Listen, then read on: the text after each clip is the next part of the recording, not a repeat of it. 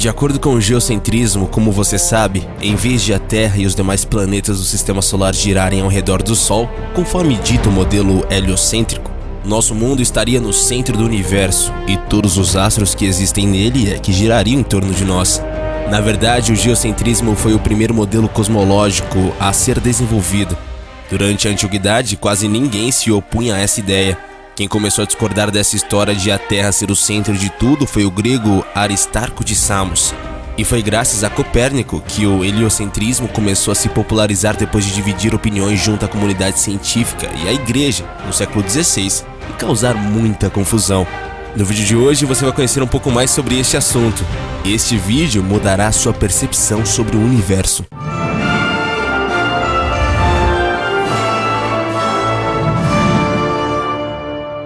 Impressão. Entretanto, quando nós encontrarmos aqui na Terra, perambulando pela imensidão de sua superfície, a verdade é que não existem motivos para pensar que o nosso planeta está se movendo ao redor do Sol. Ou você vai dizer que sente o nosso mundo girando. A não ser que você tenha bebido umas e outras, hein?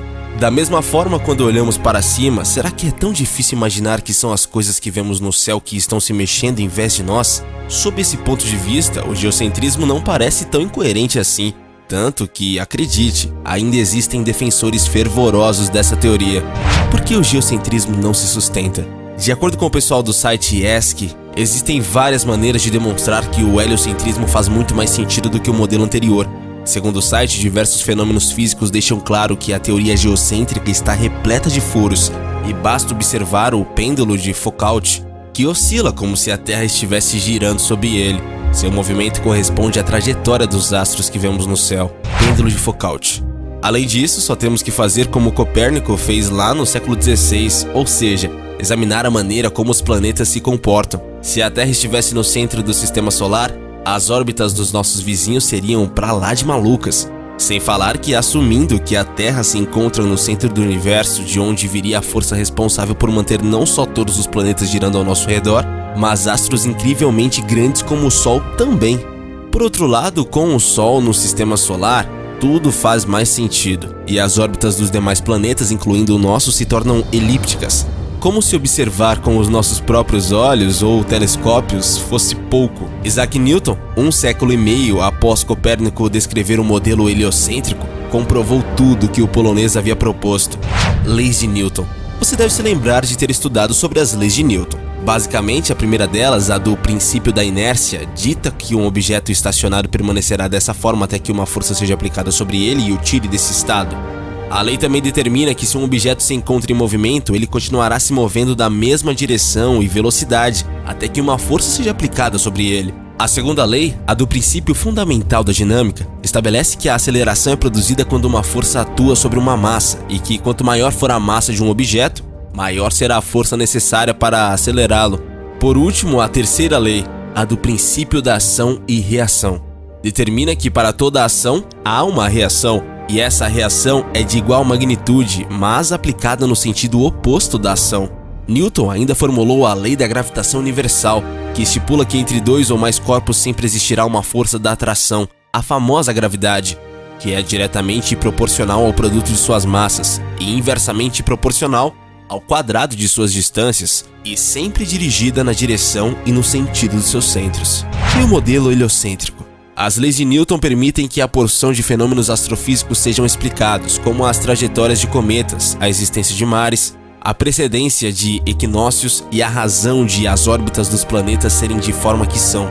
As leis também explicam a razão de os gases quentes das estrelas se manterem juntos a elas em vez de se dissiparem pelo universo e de os planetas permanecerem em suas órbitas. Além disso, elas esclarecem o motivo de não sentirmos de forma direta a Terra se movimentando. Mas como? Segundo o pessoal do site, posição e velocidade são ideias completamente subjetivas. Isso significa que, fisicamente falando, não existem formas de determinar onde nos encontramos, ou a velocidade com a qual nos deslocamos através de qualquer tipo de experimento. O pessoal do site explicou que, evidentemente, podemos ver outros corpos passando por nós quando estamos nos deslocando, mas mesmo assim, só podemos medir a nossa velocidade relativa com respeito a esses objetos. Por outro lado, a aceleração não é subjetiva e pode ser facilmente medida. Assim, Apesar de não sermos capazes de sentir que a Terra está se movendo, ela não só está se movendo, como faz isso em círculos, e viajar em círculos requer aceleração. Sabe o impulso que sentimos quando aumentamos a velocidade ou freamos o carro, ou ainda quando dobramos uma esquina ou começamos a rodopiar? Então, essa é a aceleração. Marés. A ocorrência das marés também serve para apoiar o modelo heliocêntrico, pois se a Terra estivesse completamente parada no espaço e não existisse aceleração, nós não teríamos as marés lunares e as solares. Começando pelo Sol. Como o nosso planeta tem um formato relativamente esférico, sempre haverá uma faixa da Terra que ficará cerca de 6,4 mil quilômetros mais próxima da nossa estrela e girando um pouco mais devagar do que os polos.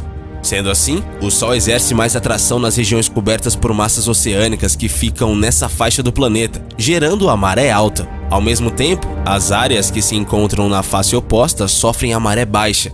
O mesmo acontece entre a Lua e a Terra, resultando em marés ainda mais intensas. Contudo, no que diz a respeito à percepção do movimento, apesar de nosso planeta não se mover tanto como o satélite, os pequenos círculos realizados pela Terra servem para contrabalançar os grandes círculos feitos pela Lua. Por sua vez, o movimento do satélite gera uma força centrífuga, forte o suficiente para equilibrar a força da atração proveniente do nosso planeta, e os pequenos círculos realizados pela Terra compensam a atração que a Lua exerce sobre nós.